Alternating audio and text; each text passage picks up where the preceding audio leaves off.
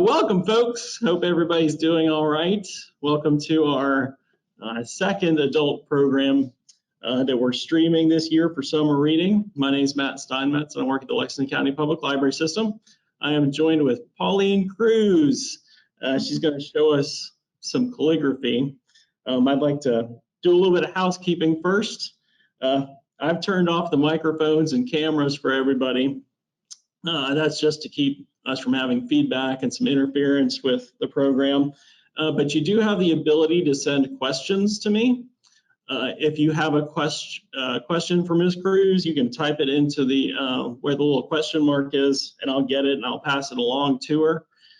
She's got a presentation that she's going to give us, and then she's going to show us some tips and tricks, and she's going to do a little bit of a demonstration.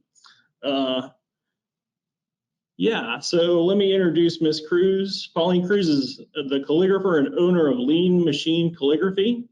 You can usually find her addressing envelopes for wedding invitations, teaching calligraphy online to beginners, and mentoring calligraphers starting their businesses. She lives in West Columbia with her husband, daughter, 2 beagles, and her many houseplants. So if you want to take it away, Ms. Cruse, I'll let you go for it. All right, let me go ahead and put my screen. Let's see. Okay, so I'll go over a little bit about the modern type of calligraphy, which is, if you're on social media, whether on Facebook or Instagram, you've seen this type of calligraphy. It's very popular at this time. But first off, like, who am I? I'm Paulene of Leen Machine Calligraphy, and to be honest with you, I wasn't expecting to do calligraphy at all. In 2013, I needed a hobby, and before that, I had a stationery business, and it was only a matter of time before I started posting my calligraphy practice that it took over my entire business. So fast forward to 2020, and I only do calligraphy now. So just fair warning, if you start calligraphy and you start posting your work, people will be wanting you to do things, to do all sorts of things for them, which is, fun. And it just, I love how we're going back to handwritten notes, and it's a great way to start a hobby. But I do want to warn you that people love calligraphy. So the things that we'll go over today, once you get the basics of calligraphy, you can translate these letter forms into all sorts of different types of surfaces, whether it's a chalkboard, a notebook. There's so many ways that you can incorporate calligraphy in your life and into, like, giving gifts to others, whatever you'd like. The possibilities are basically limitless. With me, I specialize in two, or I should say I'm inspired by 2 types of calligraphy scripts, which is 2 styles of calligraphy that I can't even begin to tell you how many different styles of calligraphy there's out there. But I began with copperplate calligraphy, and copperplate calligraphy, it goes in all sorts of different names. You can go with engrossers or engravers, and that's only because it started out as people wanting, oh, did I click my, wanting to copy the script that engravers were creating, I believe back in the 1800s, and then those that are engrossing college diplomas. So if you ever see a college diploma from back then, or something, a certificate back then, you'll be able to, that is mostly copperplate. And then I also get inspired by stenciering calligraphy. So I love stenciering calligraphy because it's more fluid. You can really feel the movement, and this is was created by Platt Spencer, who you know, took his inspiration from pebbles in the stream. So that gives you an idea of why it, just the feel of it, just the flow of it. So the thing with modern calligraphy is that it can be whatever style of calligraphy you want. So basically I take inspiration from copperplate and Spencerian and mix it into creating my own style. So when you see these styles of calligraphy on social media and you hear modern calligraphy, that means that it's not strictly copperplate or Spencerian or Gothic or italic calligraphy. It's an infusion of all sorts of styles. But across the board, what I've learned with calligraphy is that it is more drawing of the letters. And when I teach my students, I often have to tell them to slow down and not think of it as handwriting, more like piecing together the strokes of each letter to be able to form it and draw it. And you'll see once we get into like the demonstration part that I write really slow.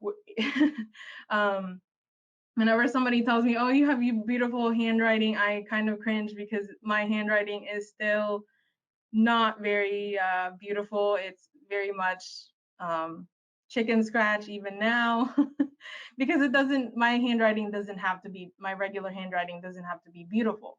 My calligraphy, on the other hand, I write it a lot slower, and the whole purpose of it is to form those letters. So in our time together, I'll go over the tools and materials because it is very important to save you frustration and headaches, to start you off with the right tools and materials because they do matter. When I first started with calligraphy, I went into Hobby Lobby and I got like the ready-made kit, and I didn't realize back then how tools really was important as far as it will make sure my calligraphy looks the way it should. So, and I will, the tools and materials I will cover, you can find some of them locally in Hobby Lobby or Michael's. So, and then we'll talk about, we'll grab our pen, pencil, and a regular piece of paper, and we'll start. I know these look like just, random strokes, but once you start piecing these strokes together, they start to create the calligraphy that you see out there.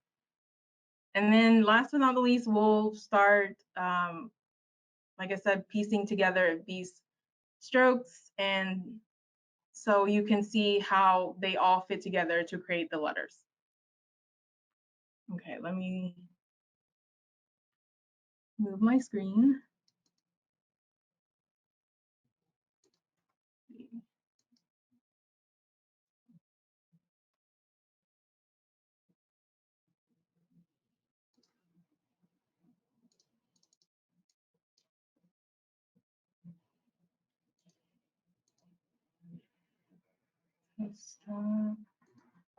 Stop showing my screen. Okay, and then I'll move my camera a little bit so you can see my, it's blank right now, but it won't be for much longer. And sorry for the rigging. All right. So any questions so far? Are we doing okay? I think we're doing okay. I don't see any questions right now. Let me just double check. Yep, no, we are good, and your screen is showing up good. So Okay, good. We're good to go. So I did prepare a set of worksheets for you to, continue on with your, after this session with me. So I just wanted to show you a little bit of it. And I did want to make sure I give you a set of letter forms to practice.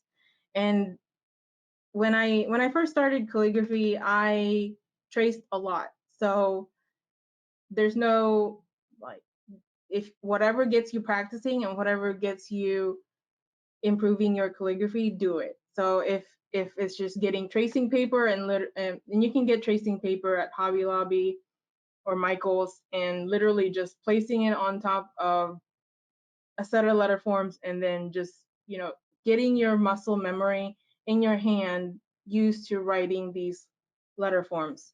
So, and then I did number, I don't know if you can see that very well, but I did number the first stroke for the starting stroke of that letter. And then I also included a practice guide. And if you happen to be wondering, like, why is it slanted? So the thing with copperplate and Spencerian calligraphy is that they originally, and you can play around with this isn't like with modern calligraphy, it's not like to a T strict, but the slanted lines is only so they can be in like a 52 degree angle for Spencerian, and then like a 55 degree angle for copperplate. So that's why I have slanted guide sheets. Okay, so, but I did want to go over the tools that you saw a peek of. And so, hopefully, so these are the nibs. I get all my nibs online. I haven't found them at any local stores at the moment in Columbia and Lexington, like just as individuals. So this is Nico G, and then this is Bras 361. So these are nibs, and copperplate and Spencerian are pointed pen, are often referred to, or sometimes referred to, as pointed pen calligraphy. And the whole reason for that is because the tip of the nib is pointed. If you ever see broad edge type of calligraphy nibs, their nibs are kind of flat. So if you ever see the flat nibs and you're wanting to create the broad edge calligraphy, then you're getting the right nibs. But if you are trying to get more of this kind of style of calligraphy, then you're gonna want to look out for the pointed nibs. So yeah, these, I mean, I don't recommend you pointing your finger on them because I have before and they are pretty sharp. So, and these two, these are the pen holders. These are, let me make sure I get them in the screen. These are your pen, basically. These are where you insert your nibs. And so the straight pen holder, there's no angle to it or anything like that. You can, these are actually great for left-handers because I'm not a left-handed calligrapher, but it's easier for them to adjust their angle, because as I've learned when I've taught students with calligraphy, is that left-handed people have their certain way of writing that us right-handed as righties do not even think about. So that's just two of the pen holders that you'll see out there. I have seen them in Hobby Lobby just as separately. So but majority of my supplies I do just get online at Paper Ink Arts and paperandinkarts.com. And the owner is actually from originally from Lexington County. They're based now in Nashville, Tennessee. And so, but she's she's from Lexington, so she knows all about this area, and I actually met her at a conference. So ink is very important as well. The ink that I love is Sumi ink, and this is a bigger bottle because Sumi ink is the black ink I use for practice, for my professional work, for wedding envelopes. It's pretty, like, if there's one ink that I would want you to get, it would be Sumi ink. The only thing, there's a smaller bottle that I found in Hobby Lobby with this. The only reason I get this is because I use it a lot, and this lasts a while. And this is the 6-ounce bottle, and the one at Hobby Lobby that I've seen is 2 ounces, but that lasts a while as well. So the only thing with this container is that it's not, you can't just, you know, dip your pointed pin, your nib in there. So what I like to do is have a little bowl and get an ink container. You can also get something like this at Hobby Lobby, and the only reason I put it in a bowl is so, like, in case I knock it over, the mess is contained, and so it's not all over the place. Okay, so the tool, those are the tools that I have, and let's see. So and then we'll go with the basic strokes, and you're more than welcome to follow along with me, and you can, like, after this session is ended, you can practice, print and practice on this, but I'll show you how not to underestimate just a regular pencil, because, and I tell my students this too, because you can write with you can learn the basics of calligraphy with a pencil. It's not, you know, I know everybody wants to go straight to the pen, but calligraphy is all about building the muscle memory in your hand. So, and being able to create these letter forms and piecing them all together to create, you know, form. So these, I wanted to give an example of, these were all written in pencil. So once you understand how it all works together with calligraphy, then you have the freedom to, you know, write on anything that you want. And like whether it's chalk, with a paint pen, what have you. So don't underestimate the pencil or just a regular pen. But I did want to go over start with the basic strokes. So these, I know. Is that sheet, is that one of the ones that was the link that you had sent to me earlier? Yes, and I can, let me see. I can actually, I'll go through and I can send it in chat to everybody. There's Okay. She's got a link with this foundational basic strokes page, and I can send it to everybody so you can, you know, if you got a sheet of regular notebook paper, that's fine, but I'll send this link to you so you can print this off at your own leisure as well.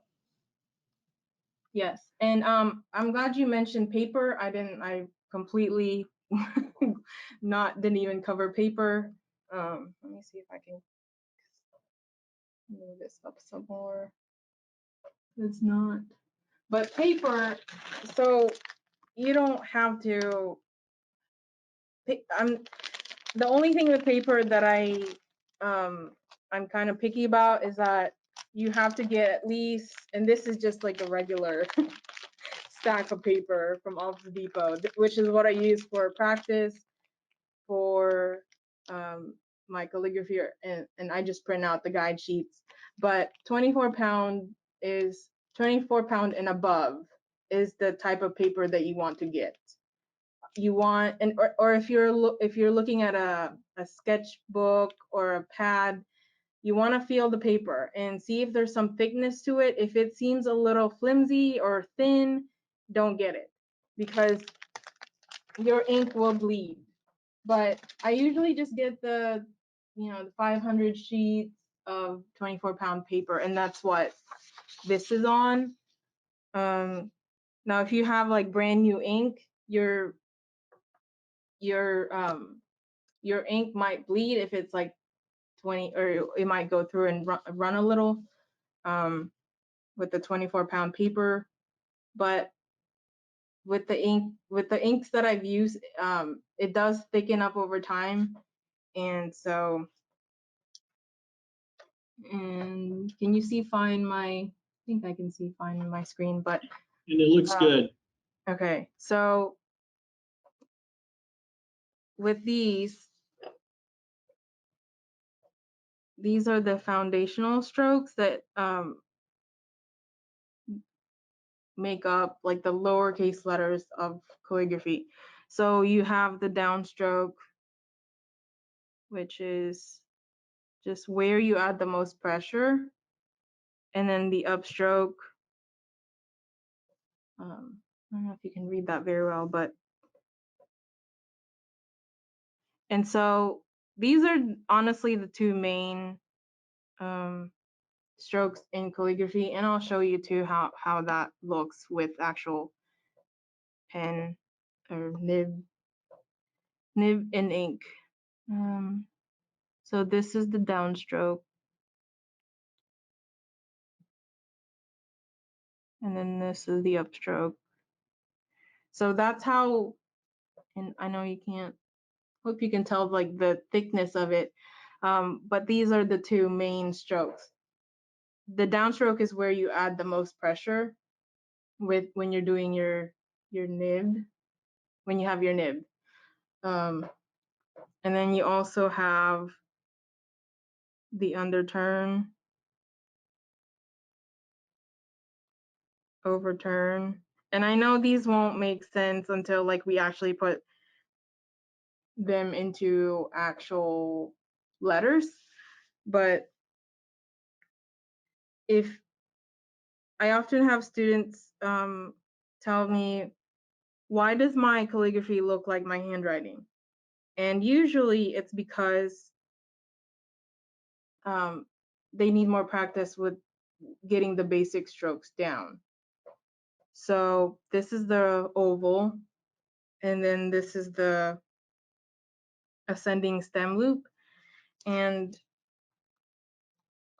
one more, and then the descending stem loop. And I do want to say, so when you see the guide sheets, this is basically the baseline right here. This is where all the letters, the bottom of where the letters are. And when you hear ascending, it's usually well, not usually, this is the ascending area, and descending. So if you have a G, it has a descending stem loop. And then for something like a B, you do a ascending stem loop, and then you create that. So just to kind of give you an idea of like what, and if you also see an X height, that just means it's this area where the letters are. So just to kind of give you an idea of like how to use this guide sheet. So I know I went through all of the basic strokes very quickly, but if you want to refine, I know it's easy to just look at them as like, oh, they're just a bunch of, they don't make sense, they won't make a difference. They do. My calligraphy did not improve until I really started examining these strokes and making sure that I'm drawing them properly. And let me show you how this plays out when we actually do letters. And I do want to mention I'm cleaning off my nib, and the what I use to get the ink off my nib is just a regular paper towel or napkin, nothing too fancy. But when you get your nibs, you don't want to leave ink on your nib overnight. I've done it before. I've forgotten. And that's really the only time you'll need to like use soap, dish soap, or something stronger than water. But usually you can, most inks I've been able to get off my nib. And another one of my frequently asked questions too is like, how often do you, like, what's the life of a nib, right? How long do they last? And it depends on how well you take care of it and how often you use them. So sometimes my nibs, like if I'm doing 100 or 150 envelopes, they only last that time. Like I'll have to get rid of them. But it just depends on how often you use them and how well you take care of them. I usually, when I store them, I usually store it in a container box, so I don't mess up the tip of the nib. Or I also have it on my desk just like this, but it's facing up, not just like laying down like this where it can, um, but one way, actually the only way, to know that it's time to replace your nib is to, when it starts like when it starts snagging on the paper, and you'll know that it's like, oh, I don't know about this anymore, because it keeps, even though it's on a smooth surface piece of paper, it drags, and it's like it'll start scratching the paper. That's when you know that it's time to consider replacing it. There's a question, Pauline. I don't mean to interrupt you. Oh no. How much do those cost? Are they Oh expensive? no, they're not. So I get all my nibs at paperinkarts.com, and that's also on the, but they're all under, at least the ones I get. Nico G is like $1.55, I believe. They're under $2.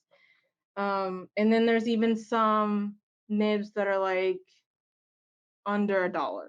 So they're not expensive at all. It's very it's very easy to stock up on them. So yeah, they're not expensive at all. You could probably get all your supplies minus the paper, I think, for at least like maybe $30. Like the pen holder was like $15, and then the ink was well, not this one, but the smaller one is like $6. And what else? And then the nib too. So about like $30 maybe to get everything you need at this time to get you Great. started. That helps. Thank you. All right. Okay, so let me go ahead and let's do I did pick a quote, and if you all have like a name or a certain, it's hard, like whenever I think of quotes, it's hard for me to think one off the top of my head. So I kind of just pick ones that I, usually sometimes do. So if you have a name you want to see written in calligraphy, or like how would you write that and all of that, just leave it in the comments. But let's start with this one, choose joy. And this was in the worksheet, so but I'll use just a regular pencil to show you how these strokes in the beginning start to, how that looks as in a quote. So first off, you do kind of like a semi oval, and that's your C. And another question I get from my students is like, how do you connect letters? And so honestly, the only thing you have to consider with connecting letters is the upstroke.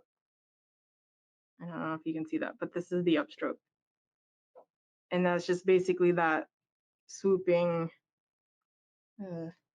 Hopefully I don't, I'm trying to see if my camera won't. Okay. That looks good. Okay. Because I think my camera keeps trying to focus. So, and then you have your ascending stem loop, and then your compound curve, and then your two ovals.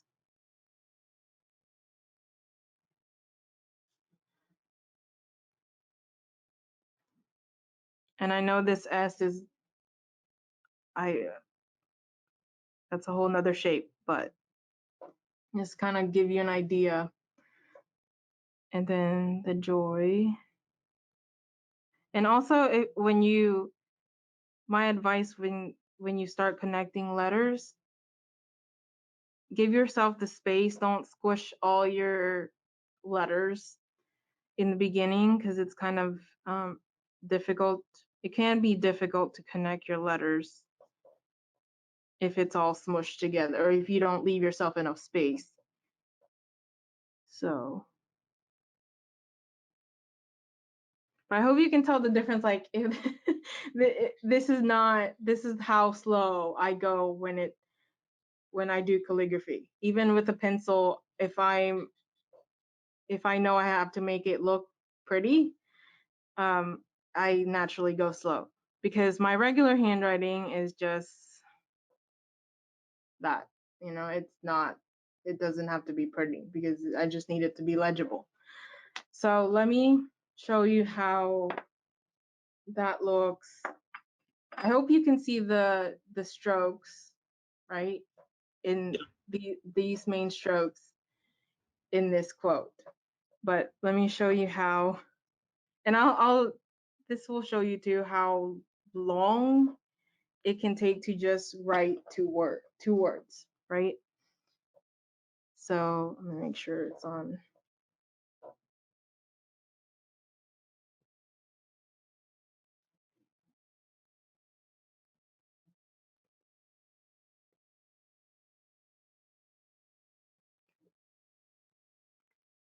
And I do pick up my pen a lot. I do pause a lot, and there's like I recommend you pause.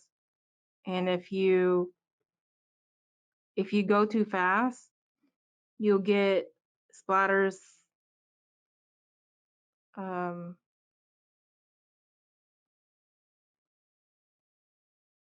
if you get splatters, that's one way you can tell that you may be going too fast. Let me see.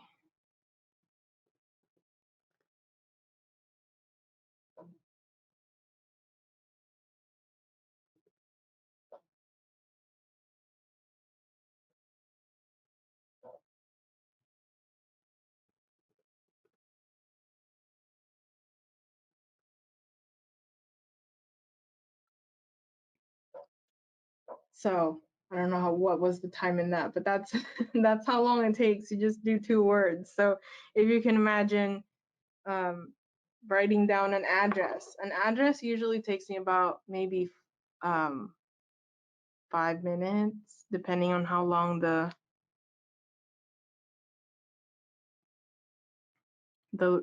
address is. So let me make sure. So that's your downstroke. So you can also see them in an actual in calligraphy. I shouldn't say in calligraphy. I should say in ink, in calligraphy ink.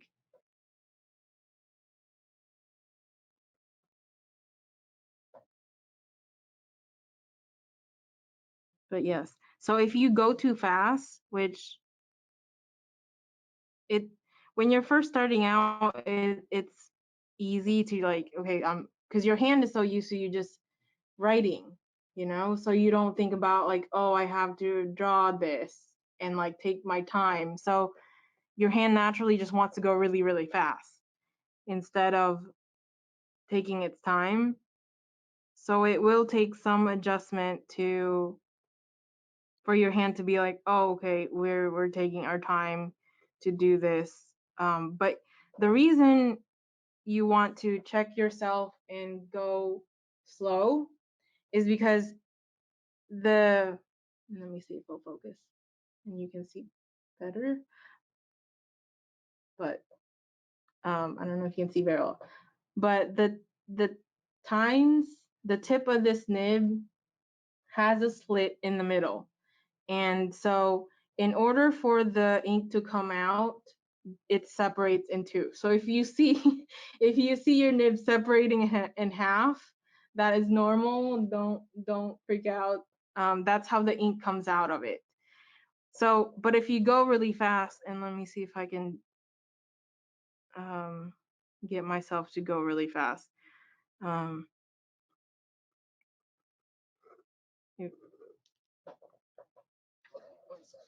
um, and also the ink dries fairly quickly in your nib. So if you have if you're having trouble getting your ink to come out, I recommend like scratching a little bit out of it, or like doing a little scratch paper, or you could just get the ink off of your nib using a paper towel, and that will help with the ink flow because it does dry very quickly. So let me see if I can go really fast to kind of show you how it could look. I don't know if you can see. Um, but when you go really fast, your strokes are kind of not smooth. They're kind of like shaky. But when you're going slow, it allows the ink to catch up with you and create smoother strokes and more defined strokes too. It just because if you don't allow the ink to come out, then it can't give you that nice contrast of thick and thin lines that you see with calligraphy. So I hope that makes sense.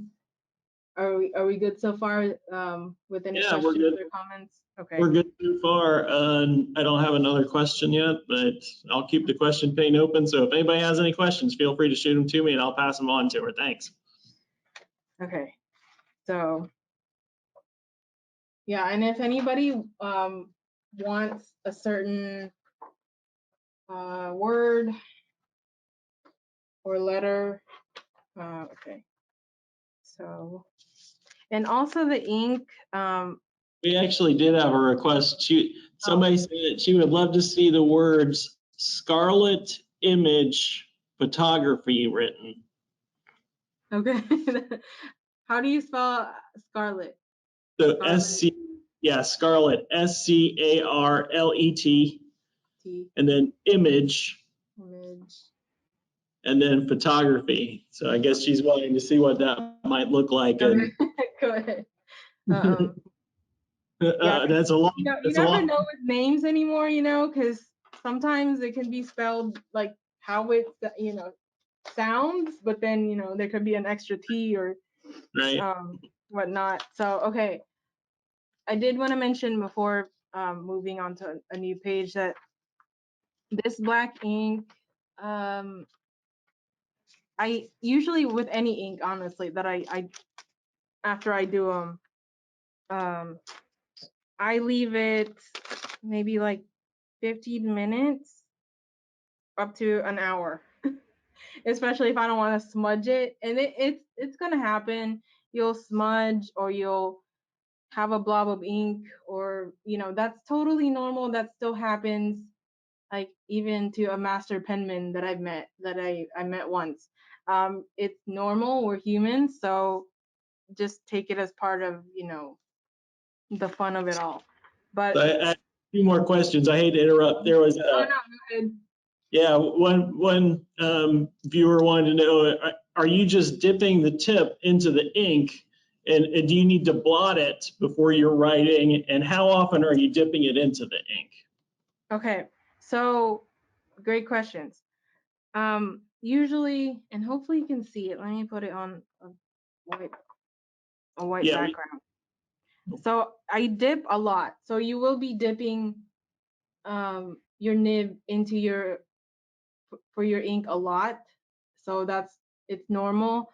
Um, like when you're beginning, you could be dipping like every letter until you get used to like, okay, how much pressure do I add? How much, you know, all of that. So, but yes, you will be dipping a lot. And usually I don't dip my whole entire nib in there. Hopefully you can see this.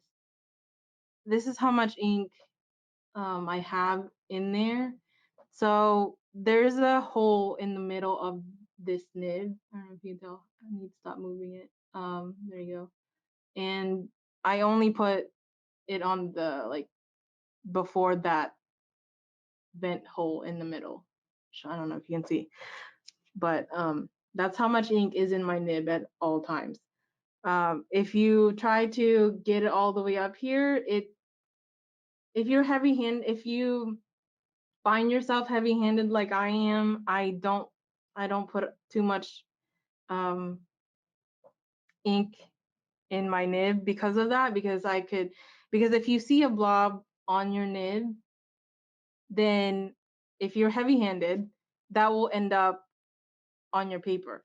So you could, if you see a blob on your nib, you could easily I sometimes just swipe it off the ink jar, or if I don't want it to end up on the letter that I'm about to do, I do get rid of the excess by like, you know, just scratching off, like doing a scratch paper, and you can like get some of that off. So it's your preference. I tend to do either, whichever, you know, I think about at that time. But usually I do just, if I see like, oh, that's too much ink, I'll just swipe it off the ink jar so it won't land on because it will, blobs happen. It's normal. And when I mean by blob is like just, here we go. Let's see. You see that big blob that's rolling on my nib? It's about to land on my paper. So that's normal until you get used to writing with ink and your nib. So I think that answered all the questions in that one. Um, that did. Thank you. yeah. You Okay. perfect. Thank you. Okay. So let's do Scarlet image photography. This will be fun. And let me see. And part of the reason why I wanted to include like this set of letter forms, because like whenever you're practicing, whenever you're trying to write something in calligraphy, it's like your mind just like stops, like how do we write that? So that's why I like having the letters in one page. So all right, let's do, make sure Scarlet image. I'm getting the paper with I wrote it down because look, I originally put 2 T's. That's why I asked, because I was like, wait, if I put 2 T's there, does not mean that's okay. So Scarlet, and okay, make sure.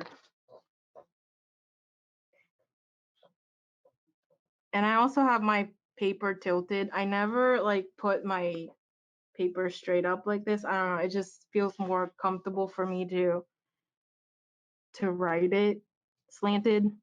So that's why, in case you're wondering. All right, so let's do an S.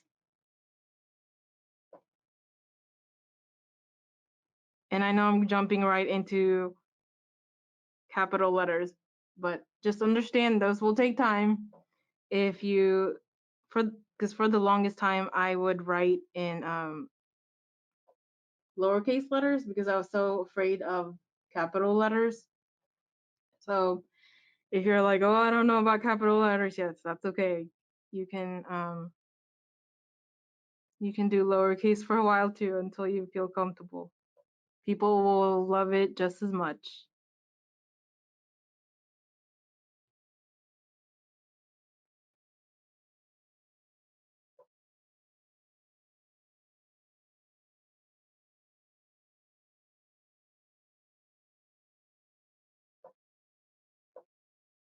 And when I cross over with T's,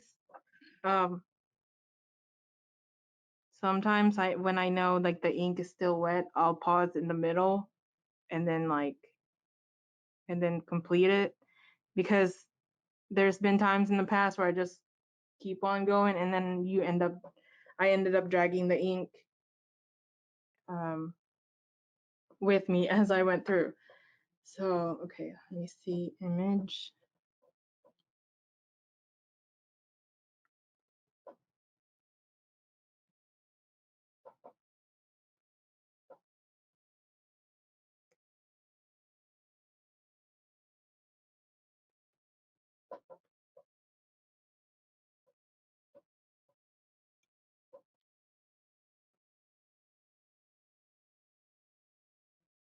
And there's your oval, descending stem loop.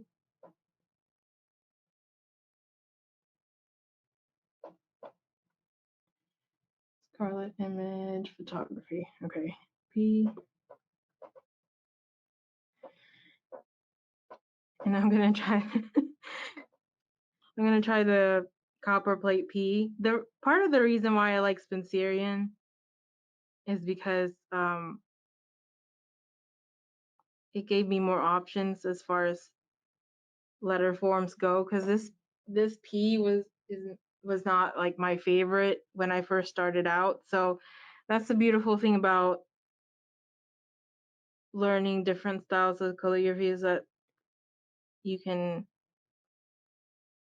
find out about different styles and different ways you can do your letters. Let me see, photography. Make sure I don't misspell it. And this will happen when you're deep into practicing.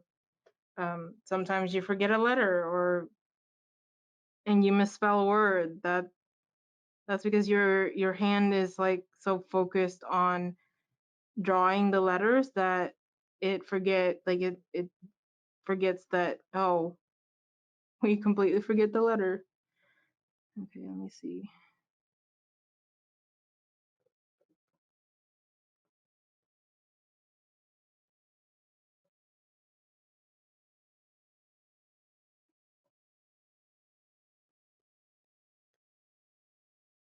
And I hope you can also, this shows you how often I pause and dip my nib into the ink.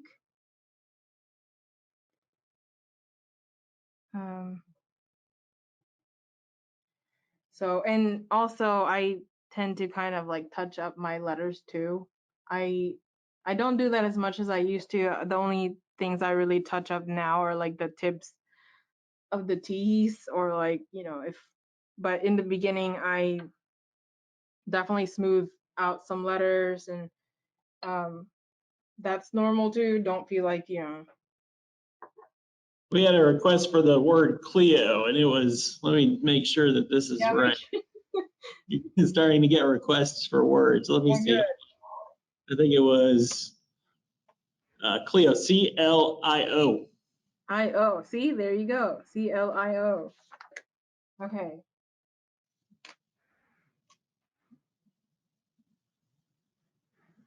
Yeah, it's so much more fun when getting requests to write instead of me thinking about it off the top of my head. Okay, so Clio.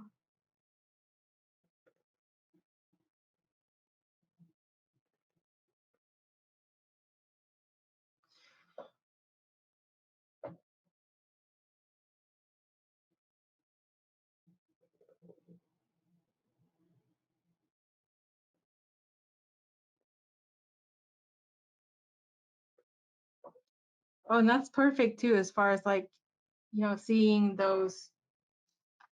And I know I keep harping on like the basic strokes, but telling you, once you get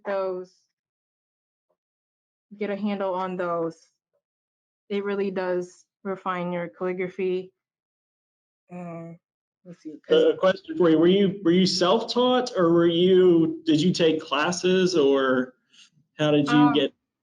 yeah, so in 2013, there wasn't a lot of calligraphy out there. So I think like the first time I ever saw it was on social media, and there was an online class that I took, and now there's so many books, there's so many like free resources out there.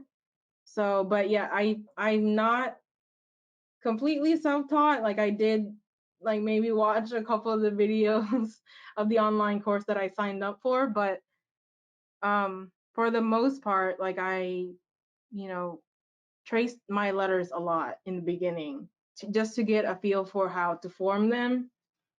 So yeah, And that's all I got.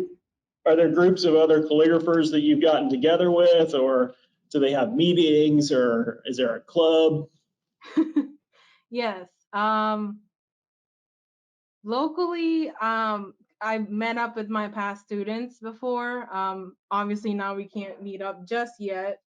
Um, but yeah, in the past we've done like meetups before, and then also um, there is this calligraphy conference, and they were actually gonna hold um, it in Atlanta this year, but they canceled it due to the coronavirus.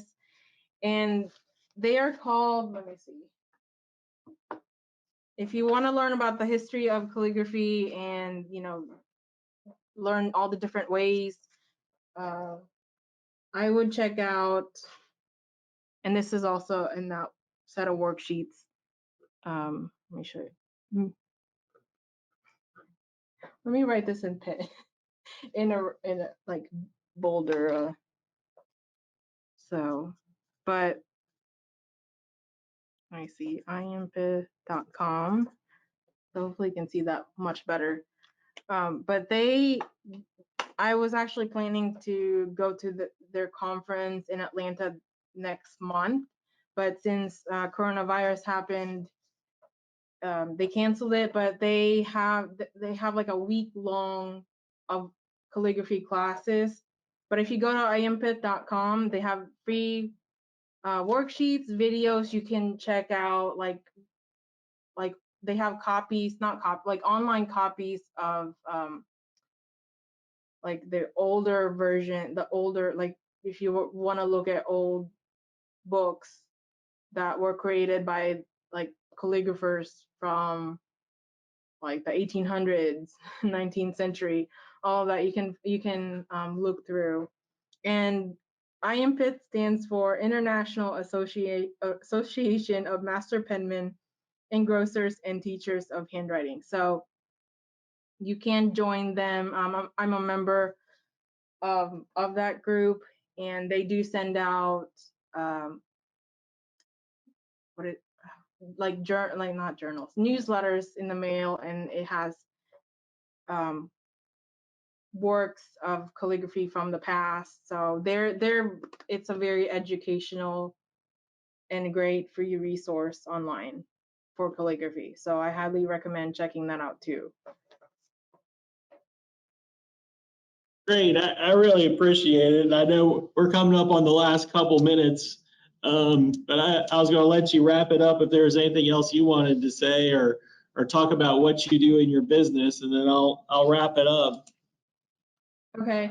When we were speaking about courses, I do have an online course online, and it breaks down how to create all these letters, as well as I do also cover like the nuances and what you'll encounter as you get started. So but you can find more information about it at leanmachine.com, leanmachine.com. And then I'm also on Instagram at Leen Machine Calligraphy. That's basically where I update everything. So go say hi there and let me know, introduce yourselves.